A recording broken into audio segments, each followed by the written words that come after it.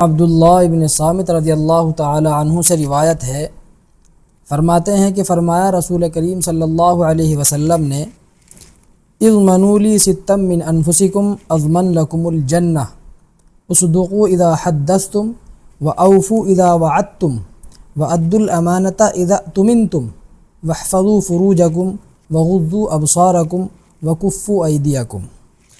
اس حدیث پاک میں نبی کریم صلی اللہ علیہ وسلم نے یہ ارشاد فرمایا کہ اگر تم مجھے 6 چیزوں کی ضمانت دے دو، یعنی تم مجھے جو ہے 6 چیزوں کی گارنٹی دے دو کہ ہم یہ 6 کام کریں گے تو میں تم کو جنت کی گارنٹی دیتا ہوں۔ وہ 6 چیزیں کیا ہیں؟ وہ یہ ہیں: اصدقوا اذا حدثتم، جب بھی تم بولو تو سچ بولو، کسی بھی چیز میں جھوٹ نہ بولو، چاہے کاروبار ہو، چاہے کسی جگہ ملازمت کر رہے ہو، یا کوئی بھی زندگی کا کوئی بھی معاملہ ہو، اس کے اندر سچ بولو۔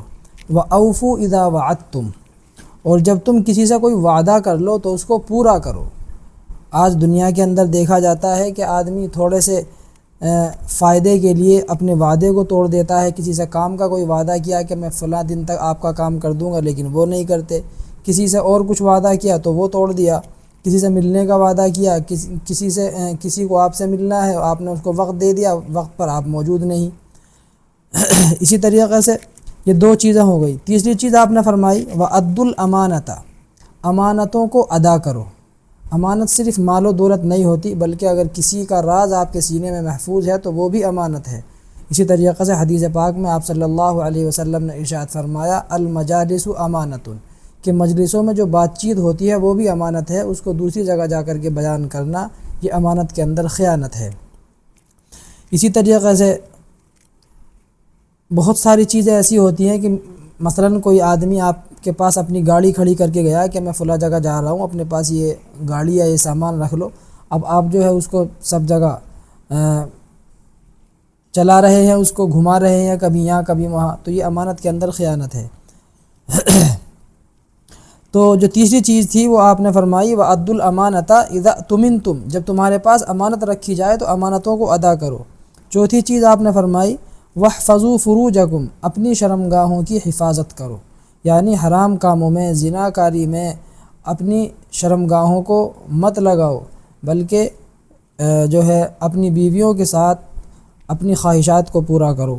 وَغُضُّوا أَبْصَارَكُمْ، اپنی نگاہوں کو نیچی رکھو، راستے پر چلتے ہوئے اسی طریقے سے کسی کے گھر میں گئے ہیں تو وہاں پر اپنی نگاہوں کو نیچی رکھو۔ قرآن کریم میں بھی اللہ نے فرمایا قُل لِّلْمُؤْمِنِينَ يَغُضُّوا مِنْ أَبْصَارِهِمْ، کہ مؤمنین سے کہہ دیجئے کہ اپنی نگاہوں کو نیچی رکھیں۔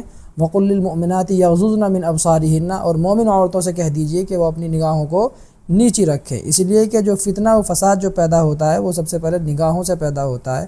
سب سے پہلے نگاہیں جو ہے ادھر ادھر بھٹکتی ہیں، اس کے بعد پھر جو آگے کی جو چیزیں ہیں وہ اس کے بعد ہی وجود میں آتی ہیں۔ اور آخری چیز، چھٹی چیز جو آپ نے فرمائی وَكُفُّوا أَيْدِيَكُمْ، اور اپنے ہاتھوں کو روک کر کے رکھو۔ کس چیز سے روک کر کے رکھنا ہے؟ ظلم و زیادتی سے، کسی کا حق دبانے سے، ناحق جو ہے لوگوں کے اوپر ظلم کرنے سے، لوگوں کو ستانے سے، حرام کاموں سے، اللہ تبارک و تعالیٰ کی مخلوقات کو ستانے سے وغیرہ وغیرہ، اور حرام کاموں سے اپنے ہاتھوں کو روک کر کے رکھو۔ تو یہ 6 چیزیں آپ صلی اللہ علیہ وسلم نے فرمایا کہ اگر کوئی آدمی ان 6 چیزوں کی مجھ کو گارنٹی دے دے کہ میں یہ 6 کام کروں گا، اور تو میں اس کو جنت کی گارنٹی دیتا ہوں کہ ایسا شخص جنت میں ضرور جائے گا۔